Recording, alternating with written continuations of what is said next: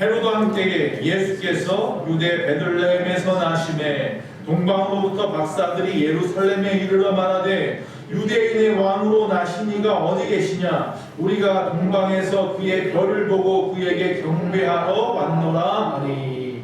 아멘. 누가복음 2장 8절부터 10절까지 읽도록 하겠습니다. 그 지역의 목자들이 밤에 밖에서 자기 양떼를 지키더니 주의 사자가 곁에 서고 주의 영광이 그들을 두루 비춤에 크게 무서워하는지라. 천사가 이르되 무서워하지 말라. 보라, 내가 온 백성에게 미칠 큰 기쁨의 좋은 소식을 너희에게 전하노라. 아멘. 자, 오늘 하나님의 말씀의 제목은 동방박사, 목자, 그리고 예수님입니다. 우리가 그리스도인으로서 살아간다고 하는 것은 말 그대로 예수를 믿는 사람이라는 뜻이에요. 그런데 우리는 이 예수님에 대해서 제대로 알고 있나요? 오늘 말씀을 그렇게 시작해 보려고 합니다. 예수님의 생애, 순환과 또한 그의 그 십자가의 죽으심과 그의 부활과 승천까지, 그가 다시 오심하여 약속하신 재림의 대망까지, 우리가 가지고 있는 복음서라는 게 있어요. 마태, 마가, 누가, 요한이 쓴 사복음서가 있어요. 그런데 도대체 우리가 이 사복음서를 자세히 보았느냐는 거죠. 사복음서를 보면요, 순서가 다 틀리고요, 나와 있는 내용들이 조금씩 틀리기도 합니다. 그럼에도 불구하고, 그런 다름이 있음에도 불구하고 그 의미에 대해서 아무런 차이나 어떤 불편함을 느끼지 못하고 있어요. 왜 이렇지? 궁금해하지 않아요.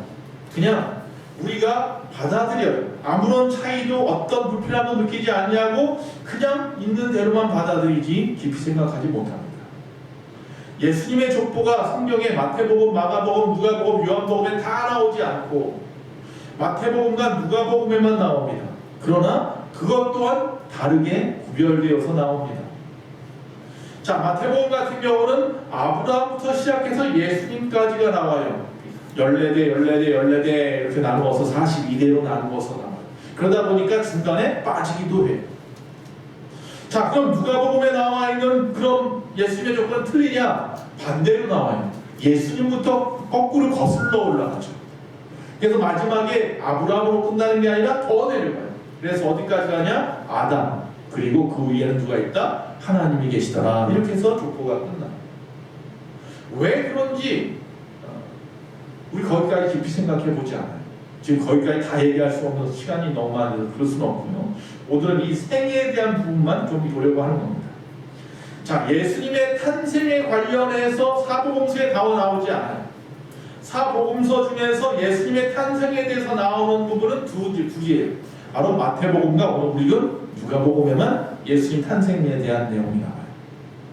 즉 요한복음이나 그리고 이 마가복음에는 나오지 않아요.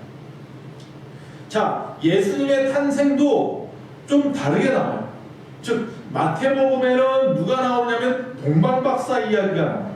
근데 누가복음에는 동방박사 이야기가 나오지 않고 목자들에 대한 이야기가 나와요. 전혀 다른 내용으로 예수님의 탄생을 이야기하고 있어요. 더구나 우리가 생각할 때 이 마태복음에 나와 있는 동방박사 이야기와 누가복음에 나와 있는 목자 이야기가 우리 교회에도 이 앞에 보면 예수님 탄생 당시의 모습을 갖다가 만들어 놨지만 같이 있죠, 보통. 그러나 같이 있지 않았어요.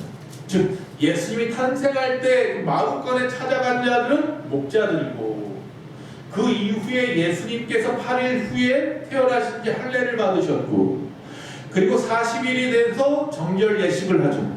그래서 정결 예식 40일이 지난 후에 비로소 그 아이를 데리고 어디로 가요? 성전으로 가서 성전에서 결례를 갖다가 번제를 올리고, 그때 거기서 우리가 아는 대로 안나라든지 그런 사람들을 만나죠. 시몬이라든지 하나님의 사람들을 만나요. 그리고 나서 어느 집으로 왔어요. 즉 아직은 먼 길 나사렛까지 갈 수 없어서, 아이가 태어난 지 지금 한 달 좀밖에 안 돼서 먼 길을 갈 수 없어서 아직도 베들레헴에 머물러 있는데, 거기에 보면 이 동방박사 이야기에 보면 동방박사가 예수님이 계신 집으로 들어갔다 이렇게 되어 있어요. 다시 말하면 마국간으로 동방 박사가 찾아온 게 아니라 예수님이 그 이후에 어느 집에서 계신데 그곳에 찾아갔어요. 한참 뒤에 사실 동방 박사가 나와야 돼요. 즉 별이 떴잖아요. 별이 떴다는 얘기는 예수님이 태어났다는 얘기예요. 그 별을 보고 동방에서부터 열심히 달려왔더니 그 시간이 걸리죠. 그래서 40일 이후가 되는 거죠. 그러나 우리는 거기까지 생각하지 않아요. 그냥 넘어가요. 성경에 갑자기 구유가 갑자기 집으로 바뀌었는데도 생각하지 않아요. 중간에 예수님께서 누구도 만나고 뭐 결례도 하고 할례도 했는데 그런 거 다 그냥 생각하지 않고 그냥 예수님 태어날 때 목자도 있었고 동방박사도 같이 있었어요. 그렇게 생각해 버리고 말죠. 성경을 갖다가 어떤 의미로 바라보지 않고 그냥 역사적인 기사로만 바라보고 있다는 거죠. 다 의미가 있어요.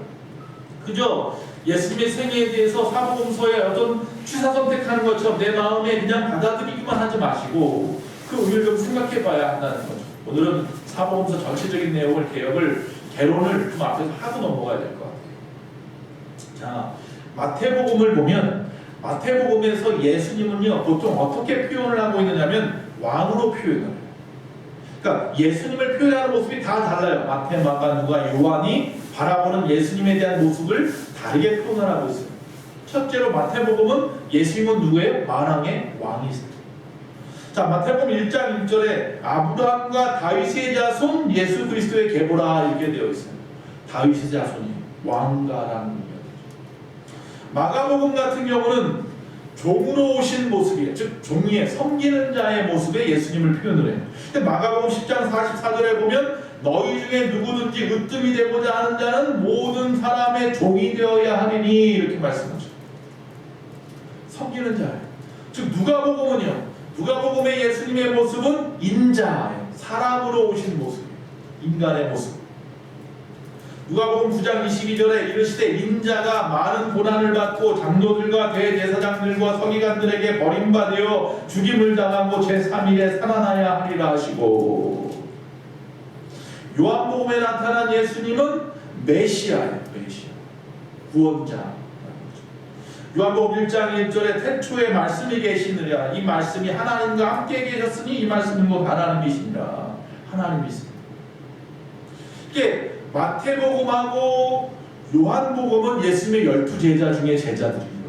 마가복음의 마가는 마가다락방의 마가예요. 나중에 베드로가 로마에서 죽을 때 함께 있었으면서 마가복음은 이 베드로에게 들은 이야기를 쓴 게 마가복음이에요. 그리고 누가 같은 경우는 바울의 주치 의사였어요. 바울이 마지막 죽을 때까지 끝까지 그 곁을 지켰던 사람. 그 후에 바울이 순교한 후에 이 예루살렘과 이 예수님의 행적을 찾아다니면서 쓴 것이 누가복음이죠. 특별히 여기 나와 있는 이 사복음서 중에서 마태, 마가, 누가는 역사적인 예수님의 드러난 행적을 갖다 중심으로 해서 쓴 책이고 이 요한복음 같은 경우는 마태, 마가, 누가복음에 나오는 예수님의 그 행적들의 어떤 의미, 영적인 의미를 갖다가 따로 이야기를 하죠. 그래서 마태, 마가, 누가는 공간복음이라고 하고 요한복음은 제4복음서라고 따로 떼어놔요. 공간이라는 것은 말 그대로 공통적인 관점이다 하는 거죠. 자, 이 사복음서를 갖다 받는 사람도 다 틀려요. 그러니까 사복음서가 중에서 제일 먼저 쓴 게 마가복음이에요. 이 마가복음부터 시작해서 이 사복음서, 요한복음이 제일 나중에 썼죠. 자, 이 사복음서 중에서 특별히 마태복음에 쓰신 자, 마태복음은 마태가 누구에게 들려주고 싶어서 썼느냐면 의도적으로 이방에 흩어져 있는 유대인들을 향하여, 자기 민족 사람들을 향하여서 쓰고 싶었던 거예요. 그럼 마가복음에 쓰신 자는 누구냐? 마가복음은 이방인이에요. 근데 그 중에서도 누구냐면 로마 지역에 있는 교회에 있는 핍박받는 이방인들이에요. 왜? 베드로가 지금 로마에 있었단 말이죠. 쿠아바디스, 유명한 말이잖아요. 쿠아바디스 도미네. 하나님 어디로 가십니까? 주여 어디로 가시나이까? 주변 사람들의 만류 때문에 바울이 죽고 나서 베드로가 로마에서 핍박을 이기지 못하고 떠나는데 예수님이 가시잖아요. 자기가 버리고 떠나는 로마를 향하여. 그때 한 말이 쿠아바디스란 말이에요. 그 로마를 향하여 쓴 것이 마가복음이에요. 자, 누가복음 같은 경우는 이미 거기 나와요. 누가복음 1장과 사도행전 1장에 보면 데오빌로 가카라고 해요. 데오빌로라는 말이 가카라는 뜻이에요. 사실 관료란 얘기예요. 정치인이죠. 높은 자리에 있는 사람이에요. 특별히 이 사람은 헬라의 이방 교회의 교인이었던 것 같아요. 즉 다시 말하면 누가복음은 헬라에 있는 이방 교회를 향하여 쓴 거예요. 자, 요한복음은 뭐냐? 앞에서 말했잖아. 영적인 의미를 심었다고. 그러니까 온 사람, 모든 사람을 향하여 쓴 것이 요한복음이에요. 자, 왜 이렇게 마테마가 누가 요한복음이 수신자도 틀리고 예수님을 바라보는 이미지도 틀리고 다 틀리느냐? 다르다. 죄송합니다. 다르냐? 틀린 게 아니라 다르냐? 자꾸 이제 틀린다는 말하고 다르다는 말을 자꾸 혼동을 해서 큰일 났어요. 왜 다르냐? 제가 언젠가도 말씀을 드렸어요. 앞을 못 보는 분이 코끼리를 만지는데 꼬리를 만지면 코끼리는 뱀같이 생겼다고 말할 거고, 귀를 만지면 뱀면 뭐 가오리같이 생겼을 거라고 말하고, 코를 만지면 뭐같이 생겼다고 말할 거고, 근데 다리를 만지면 뭐같이 생겼다고 말할 거고, 다 틀리잖아요. 다르잖아요. 근데 그게 다 다르나? 다 뭐예요? 코끼리잖아요. 그것이 다 합쳐졌을 때 비로소 완성된 코끼리의 모습이 보여지는 거잖아요. 사복음서는 그런 의미가 있는 거예요. 그래서 하나만 따로 보는 것이 아니라 사복음서 전체를 바라보는데, 앞에서 제가 말씀드린 것처럼 왕으로 종으로 인자로 메시아 하나님으로서 바라보면서 읽으면 그 말씀이 더 깊이 있게 우리 가운데 예수님을 보여줄 줄로 믿습니다. 자, 이제 다시 이제 말씀으로 돌아와서 예수님의 탄생을 기록한 복음서 2개, 마태복음과 누가복음이라고 얘기를 했어요. 자, 최초의 복음서인 마가복음 같은 경우는 아쉽게도 탄생 이야기가 나오지 않습니다. 그런데 이 마태복음과 누가복음조차도 예수님의 탄생의 이야기가 매우 대조적으로 나오고 있다는 이야기. 독특한 특징을 가지고 있어요. 첫 번째 생각해 볼 것은 이 마태복음이에요. 이 마태복음에 나와 있는 내용은 뭐라고요? 동방박사 이야기가 나와요. 그러니까 누가복음은 목자의 이야기가 나오고 마태복음은 동방박사에 대한 이야기가 나와요. 자, 마태복음은 예수님을 뭐로 바라본다고 그랬어요? 앞에서 왕으로 바라본다고 그랬어요. 누구에게 보냈어요? 흩어져 있는 유대인들, 핍박을 이기지 못하고 흩어져 버린 유대인들, 그리고 거기서 교회를 세운 유대인들을 향해서 보냈다고 그랬어요. 자, 여기에 아기 예수 탄생 사건 속에서 동방박사가 예수님을 방문하는 이 이야기에서 강조하고 있는 것은 뭐냐 하면 동방박사가 누구라는 거예요? 이방인이라는 거예요. 이방인인 동방의 박사들이 유대인의 왕으로 나신 예수 그리스도를 경배하러 왔다는 거예요. 이방인조차도 우리 유대인들의 왕으로 오신 예수님을 갖다 경배하더라라는 거예요. 자, 동방박사의 방문은 이 마태복음의 족보에 보면 이방 여인들이 나오잖아요. 특징적인 것은 뭐냐면 족보 속에 여인이 들어갔어요. 마태복음의 족보는 구약에 나와 있는 수많은 족보가 있고 또 신약에 있는 족보가 있지만 특별히 특징적인 것은 마태복음에 여인들의 이름이 나오는데, 거기 보면 다말이 나오고 룻도 나오고 라합도 나오고 또 6절에 보면 우리아의 아내라고 나와요. 다윗에 보면 우리아의 아내가 솔로몬을 낳았다. 우리아의 아내가 누구예요? 바세바죠. 바세바가 나와요. 이름은 안 나오고 그냥 우리아의 아내로만 나오죠. 이처럼 여인들의 이름은 이방인의 모습이잖아요. 특징적인 또 이 여인들이 전부 다 이방인이란 말이죠. 이방인 여인들을 통해서 예수님의 족보가 이루어졌다는 걸 또 이야기하고 있어요. 끊임없이 이방인에 대한 이야기를 해요. 이건 뭐예요? 즉 복음이 보편적으로 모두에게 허락되었다는 것을 이야기하고 싶었던 거예요. 또 하나 특징은 뭐냐면 동방박사라는 거예요. 즉 부자들이에요. 부자들. 학식도 많고 부자들, 기득권을 가진 사람들. 자, 이건 마태복음은 마태가 썼어요. 마태는 누구예요? 세리였어요. 그러니까 그가 예수님을 만나서 제자가 될 때까지 그는 세리로 있으면서 부자였을 거예요. 그 당시 세리들이 부자들이었죠. 그러니까 이 돈에 대한 어떤 그런 어려움 없이 살았던 사람이었던 거예요. 자, 그에게 있어서 이 동방박사는 그렇게 뭐 꺼리낄 이유가 없는 그런 사람들에 대한 이야기입니다. 자, 그래서 그들이 부유하다라는 것은 말 그대로 동방박사라는 이유인 것도 있고, 또 하나는 바로 황금과 유향과 모략을 가져와서 예수님에게 주더라. 선물하더라. 또 하나는 오랜 시간을 거쳐서 여행을 했는데 그들이 그 여행할 수 있을 만큼의 재력이 되니까 하는 거지, 안 그러면 그렇게 올 수가 없죠. 그러니까 어떤 역사학자들은 그래요. 생각할 때 동방박사 3사람만 왔을 것 같으냐? 그렇지 않다. 이 사람들이 움직이려면 거기 수많은 아이들과 수많은 낙타와 수많은 것들이 같이 움직였을 거라는 거예요. 우리가 동방 박사에만 초점을 맞추고 있으니까 그렇지. 자, 이처럼 마태복음은요, 이 부유한 자들도 예수 믿는다는 것에 대해서 초점을 맞추고 이방인들도 예수 믿는다는 것에 대해서 초점을 맞추고 있습니다. 자, 마태복음에 보면요, 5장에 뭐가 나옵니까? 팔복이 나와요. 팔복. 자, 이 팔복에 보면 첫 번째 보니까 심령이 가난한 자가 복이 있다 이렇게 말을 하고 있어요. 그렇죠? 또 어떤 얘기가 나오면 의에 줄이고 목마른 자가 복이 있다 이렇게 말을 하고 있어요. 그런데 이 말씀은요, 마태복음에만 나오지 않고요, 누가복음에도 나와요. 근데 누가복음을 여러분 자세히 읽어보십시오. 앞에서 말한 마태복음 5장에 심령이 가난한 자가 복이 있다고 그랬는데 누가복음에는 그냥 뭐라고 되어 있냐면 가난한 자가 복이 있다 이렇게 되어 있어요. 또 마태복음에는 의에 줄이고 목마른 자가 복이 있다고 그랬는데 누가복음에는 그냥 줄이고 목마른 자가 복이 있다 이렇게 되어 있어요. 즉 가난함과 이 배고픔이라는 단어 앞에다가 심령이라는 단어와 의라는 단어를 추가하기만 합니다. 그래서 더 이상 문자적이거나 실제적인 것, 가난이나 배고픔을 의미하지 않게 만들어버렸어요. 누가? 마태가. 의도적인 것일 수도 있어요. 또 하나의 특징은 뭐냐면 마태는 신약에 나와 있는 화폐의 단위 중에서 이 달란트라는 단위를 갖다가 쉽게 써요. 여러분 달란트는요, 지금 돈으로 6,000데나리온, 즉 하루 품삯을 갖다가 1데나리온이라고 하니까 6,000데나리온이에요. 그러니까 어떤 분이 6억에서 7억 정도 되는 돈이 한 달란트예요. 근데 거기 보면 한 달란트 받은 자만 나옵니까? 또 거기 보면 1만 달란트 받은 자도 나오잖아요. 그가 비율의 말씀을 전할 때 보면 1만 달란트면 몇 조인지 돈 계산도 안 되는 존재.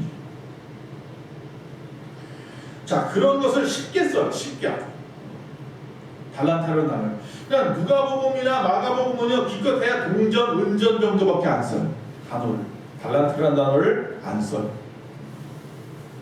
그만큼 마태복음은 왕으로 오신 하나님, 우리 주님, 그리고 또한 부자들에게도 역시 복음은 열려 있어. 이방인에게도 열려 있고, 그걸 갖다가 이야기하고 싶은 거예요. 동방박사 이야기를 통해서. 결과적으로 주님은 이 가난하고 또한 헐벗은 사람들도 가까이 하고 그들도 도왔지만 결코 가난한 이들만의 구주는 아니다라는 것을 마태가 이야기하고 싶어요. 즉 온 인류의 메시아이십니다. 보편적인 구주가 되십니다. 라는 이야기를 하는 거예요. 두 번째, 그러면 누가복음에서는 동방박사 이야기를 하지 않고 무슨 얘기를 한다고요? 목자 이야기를 쓰고 있다고, 예수님 탄생에 대해서.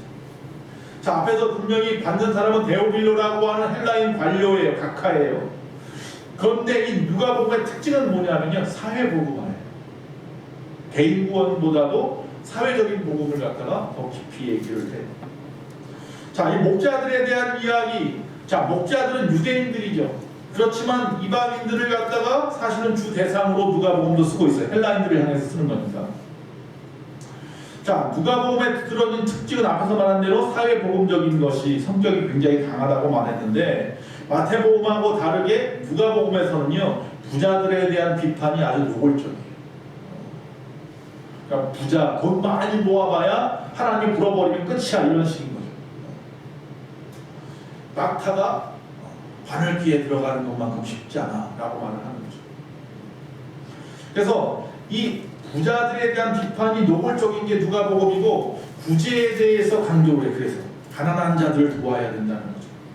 가난한 자들에 대한 구제와 부자에 대한 비판이 한데 어우러진 사회복음적인 성격을 가지고 있는 성경이 바로 이 누가복음이에요.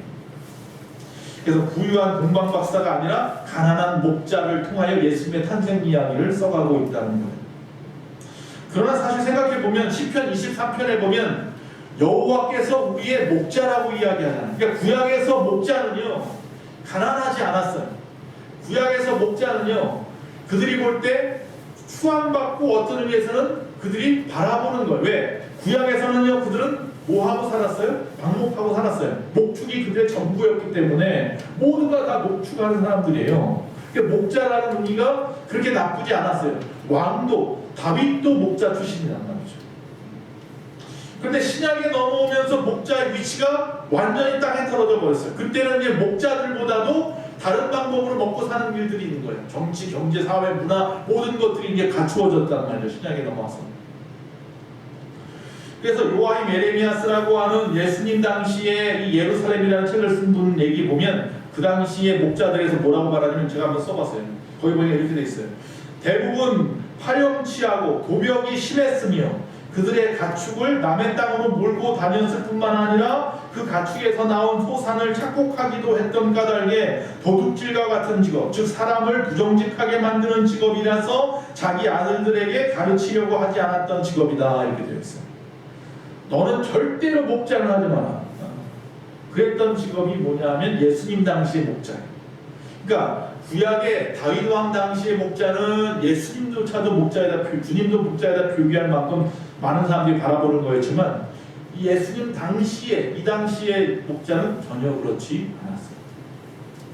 자, 우주의 왕이신 이 그리스도의 탄생의 소식이 제사장이나 서기관이나 당대 사회적인 권세를 가지고 있었던 부유한 사람들에게 나타나지 아니하고 정말 사회 밑바닥계층 사람들로부터 손가락질 닫고 소외당하는 가난하고 비천한 이 목자들에게 천사가 와서 제일 먼저 알렸다라고 하는 것, 누가는 이걸 절대 놓칠 수가 없었어요. 봐라, 예수님이 이렇게 낮고 천한 곳에 가난한 자들을 위해서 오셨다. 그 두 가지 말씀을 합치면요, 결국은 온 인류를 위해서 이 땅에 오신 분이 바로 예수님이라는 이야기예요. 그러니까 내가 가난하다고 의기소침할 필요도 없고요, 내가 또 부유하다고 교만할 필요도 없고요. 모든 사람들이 예수를 믿고 구원받기 원하시는 거예요. 즉 마태복음을 통해서 이방인들에게 이 동방의 박사를 통하여 구원이 있음을 갖다가 드러내고, 부유한 자들에게도 예수님이 구주가 되신다는 사실을 또 인정합니다.